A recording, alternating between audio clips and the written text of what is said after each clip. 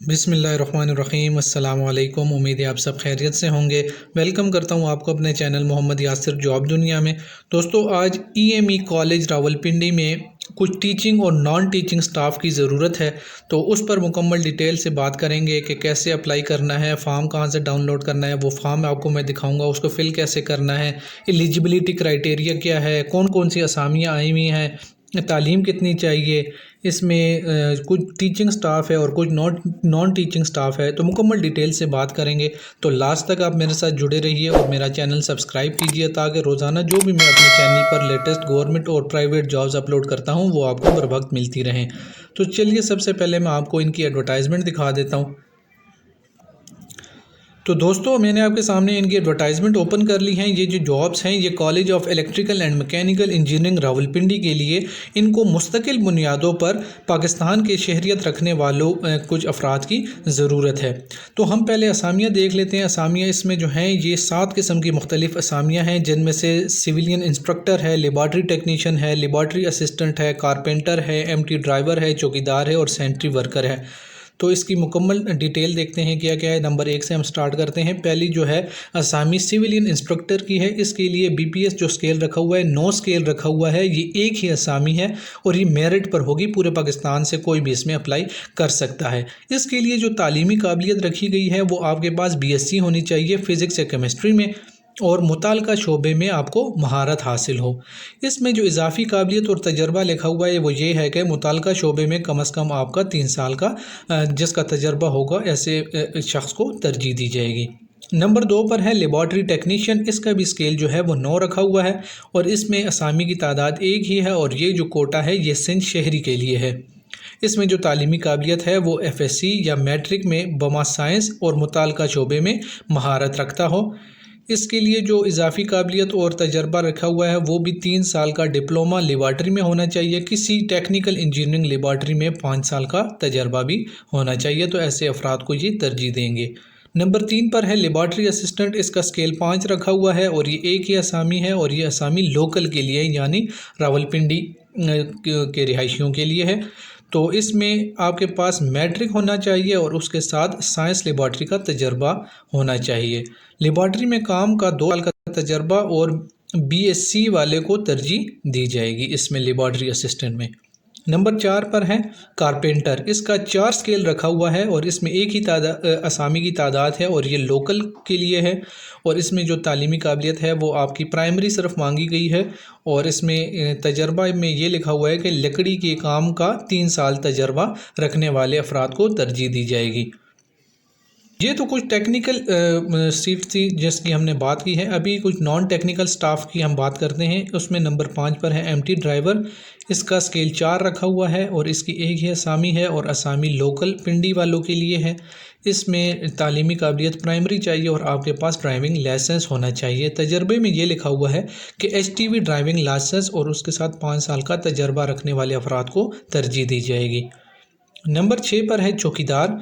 इसका जो स्केल है वो 1 रखा हुआ है और तादाद असामी की तादाद भी 1 है और वो लोकल लोगों के लिए है।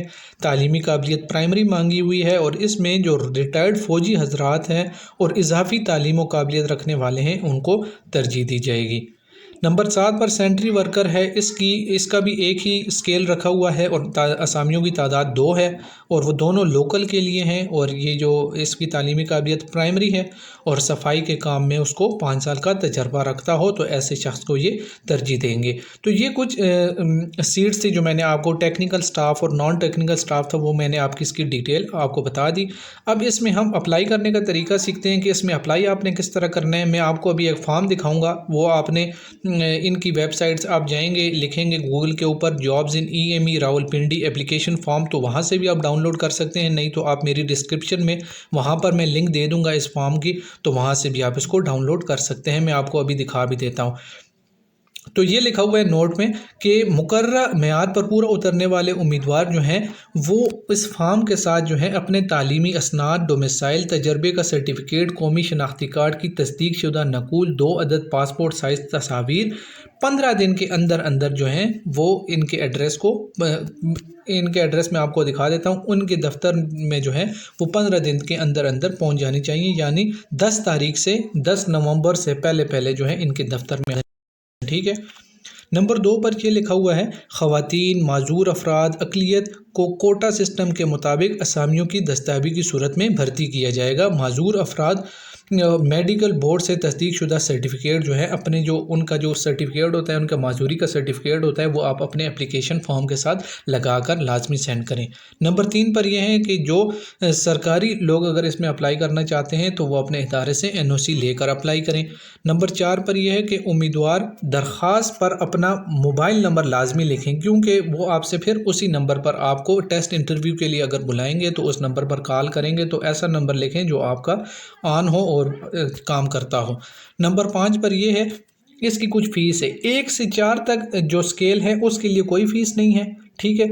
उसके अलावा जो 9 स्केल रखा हुआ है या 7 स्केल या 5 का स्केल है, उसके लिए आपने 200 रुपये का पोस्टल आर्डर बनवाना होगा, कमांडेंट कॉलेज ऑफ EME को अरसाल करना होगा, ठीक है।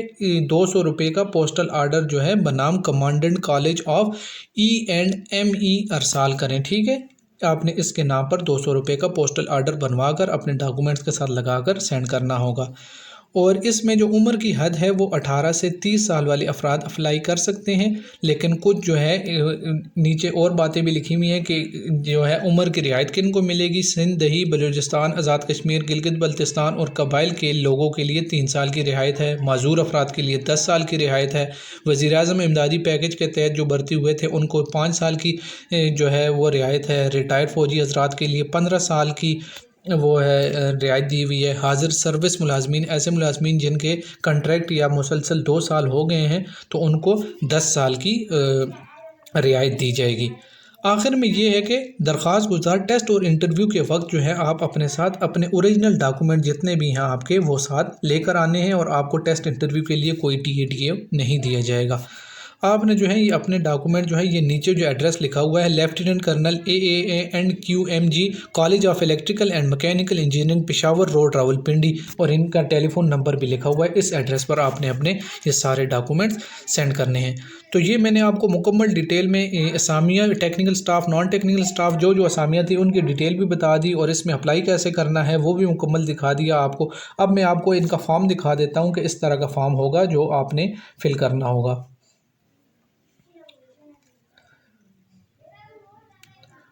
तो दोस्तों, जब आप गूगल पर लिखेंगे application form of EME college, तो आपके सामने इस तरह का फॉर्म ओपन हो जाएगा। ये एप्लीकेशन फॉर्म है। आपने इस पर नेम फॉर पोस्ट अप्लाइड, आपने कौन सी पोस्ट के लिए अप्लाई कर रहे हैं वो लिखना है, अपना नाम लिखना है, नीचे फादर का नाम लिखना है, अपना ID कार्ड नंबर लिखना है, पोस्टल एड्रेस लिखना है, तहसील लिखनी है, डिस्ट्रिक्ट लिखना है, आप मैरिड हैं या नॉन मैरिड हैं वो लिखना है, अपना स्टेटस मेल है या फीमेल वो लिख लें, रिलीजन में इस्लाम है या कोई और है तो वो लिख लें, मोबाइल नंबर आपने लाजमी लिखना है, डेट ऑफ बर्थ लिखते हैं, डोमिसाइल का प्रोविंस, डोमिसाइल डिस्ट्रिक्ट, उसके बाद आपकी जो तालीम की जो जितने भी आपने मैट्रिक किया हुआ है, FSC जो भी कुछ किया हुआ है वो जो है वो इसमें लिख लें। प्रोफेशनल क्वालिफ़िकेशन अगर किसी ने की है या किसी का एक्सपीरियंस है तो वो लिख लें। नीचे आज की तारीख, जब भी आप अप्लाई कर रहे हो तो वो तारीख लिख लें, और ये जो है यहाँ पर अपना साइन कर दें।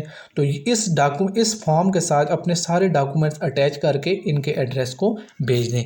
तो उम्मीद है आपको समझ आ गई होगी। मैंने मुकम्मल डिटेल से आपको एक एक चीज़ बता दी। तो मुझे इजाज़त दीजिए, मेरा चैनल सब्सक्राइब कीजिए। अल्लाह हाफिज़।